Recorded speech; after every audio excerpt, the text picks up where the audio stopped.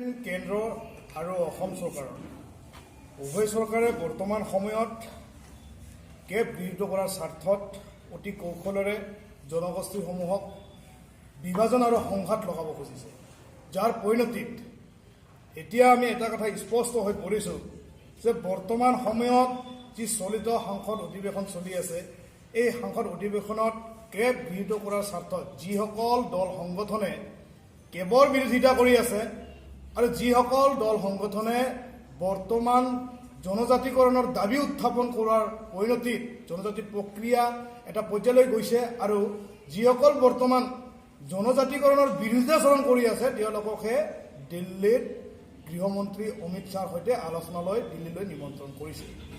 আমি অতি দুখিত যে আজিৰ তাৰিখত কছাচংচী জনগোষ্ঠীয়ে সুদীৰ্ঘ দিন ধৰি যি জনজাতিকৰণৰ দাবী উত্থাপন কৰি ইমান দিনে সংগ্ৰাম প্ৰতিবাদ কৰাৰ পৰিণতিত শেহতীয়াভাৱে UPA নেতৃত্বাধীন চৰকাৰৰ সৈতে আলোচনা বিলোচনা ত্ৰিপাক্ষিক বৈঠক হৈছিলে।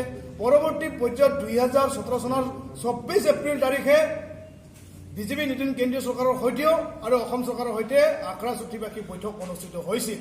কিন্তু আজি আমি দেখিবলৈ পাইছোঁ যে বৰ্তমান সময়ত বিজেপি নেতৃত্বাধীন কেন্দ্ৰীয় চৰকাৰখনে কছাচংচীসকলৰ যি সুদীৰ্ঘ দিন ধৰিয়া আন্দোলন কৰি থকা এই সংগ্ৰাম কোনো ধৰণৰ গুৰুত্ব প্ৰদান কৰা নাই আৰু বিশেষভাৱে আজিৰ তাৰিখত অসমত বা ভাৰতবৰ্ষত যি কেব গৃহীত কৰাৰ কাৰণে উঠি পৰি লাগি বিভিন্ন দল সংগঠনক যিধৰণে নিমন্ত্ৰণ কৰিছিলে সেই ধৰণে কিন্তু আক্ৰাছু বা কছাচংচীৰ বিভিন্ন জাতীয় দল সংগঠনসমূহৰো মতামত গ্ৰহণ কৰাটো প্ৰয়োজনীয়তা আছিল। কিন্তু বৰ্তমান সময়ত আমি দেখিবলৈ পাইছোঁ যে কছাচংচীসকলক এই ক্ষেত্ৰত অৱজ্ঞা কৰা হৈছে। গতিকে আমি আজি এই সংবাদমেলৰ জৰিয়তে আজি অসম চৰকাৰ কেন্দ্ৰীয় চৰকাৰক আমি স্পষ্টভাৱে ক'ব বিচাৰিছোঁ যে তেওঁলোকে প্ৰকৃতাৰ্থতে জনজাতিকৰণৰ বিলখন কাৰ্যক্ৰমণিকাত অন্তৰ্ভুক্ত হৈছেনে হোৱা নাই এই কথা এতিয়ালৈকে কিন্তু ৰাজহুৱা কৰা নাই।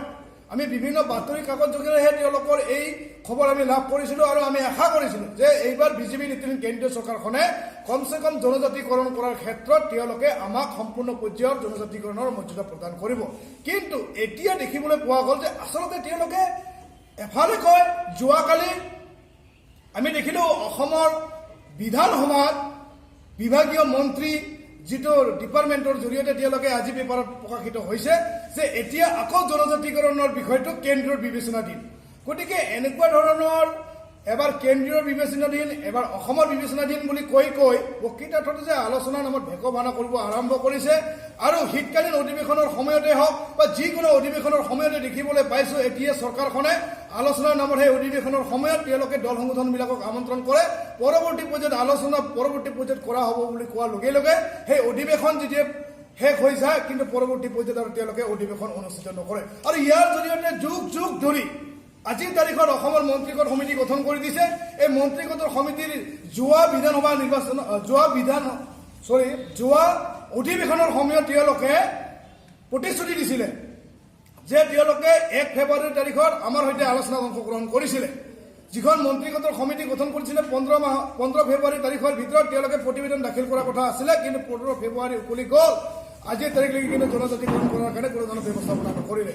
বৰঞ্চ তেওঁলোকে আজিৰ তাৰিখত এই জনজাতিকৰণৰ বিষয়বস্তুটো আজিৰ তাৰিখত লাহে লাহে পিছে লৈ আহি এতিয়া চূড়ান্ত পৰ্যায়ৰ প্ৰতিবেদন দাখিল কৰিছে নে কৰা নাই এতিয়ালৈকে কিন্তু স্পষ্ট নহয়। আৰু যাৰ পৰিণতিত এতিয়া আমি শংকিত যে কিয় আমি প্ৰেছ মিট দিব লগা হ'ল। আপোনালোকে সকলোৱে বোধগম্য যে আজি 6 জনগোষ্ঠীৰ জনজাতিকৰণ আৰু কেবক লৈ যি ৰাজনীতি এটা আৰম্ভ হৈছে আপোনালোকে সকলোৱে দেখিবলৈ পাইছে। দিল্লীতে যি বিভিন্ন সংগঠনক আলোচনাত মাতিছে যে কেবক সমৰ্থন কৰা নকৰা, আমি কিন্তু দেখিবলৈ পাইছোঁ যে কেবক সমৰ্থন কৰা নকৰাৰ কাৰণে মাতিছে প্ৰত্যেকটা সংগঠনক, অকল কছাচংচীৰ সংগঠনসমূহক মাতা নাই। যি নহওক আমি দেখিবলৈ পাইছোঁ যে কেবক সমৰ্থন কৰিছে না কৰা নাই আমি ডাইৰেক্টলি ক'ব নোৱাৰোঁ। হয়তো বহুতে আমি দেখিবলৈ পাইছোঁ যে কেবক সংগঠন কৰি আনি উত্থাপন কৰিব আৰু কেবক সমৰ্থন কৰাৰ নিচিনা আমি দেখিবলৈ পাইছোঁ।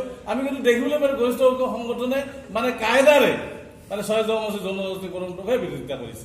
গতিকে আমি এক ধিক্কাৰ দিছোঁ যে আজি দীৰ্ঘদিনৰ পৰা কছাচংচীসকলে নিজৰ প্ৰাপ্য অধিকাৰৰ কাৰণে আজি আন্দোলন কৰি আছে। আজি আমাৰ বহুতো আমাৰ মাজৰ পৰা সতীৰ্থ আজি জাতি ছাত্ৰত আজি আত্মবলিদান দিব লগা হৈছে। কিন্তু আজি এই চৰম পৰ্যায়ত যে আজি চৰকাৰে দিয়ক নিদিয়ক আজি লোকসভা ৰাজ্যসভাৰ কাৰ্যসূচীত অংশগ্ৰহণ মানে ইনক্লুড কৰিছে যে আমি বিজেপি চৰকাৰক ধন্যবাদ জনাইছো, কিন্তু তথাপিও আমি ক'বলৈ বাধ্য হৈছো যে আমাৰ এই 6জন যে জনজাতিকৰণ লগতে কৰিব না নাই, আমাৰ সন্দেহ আছে।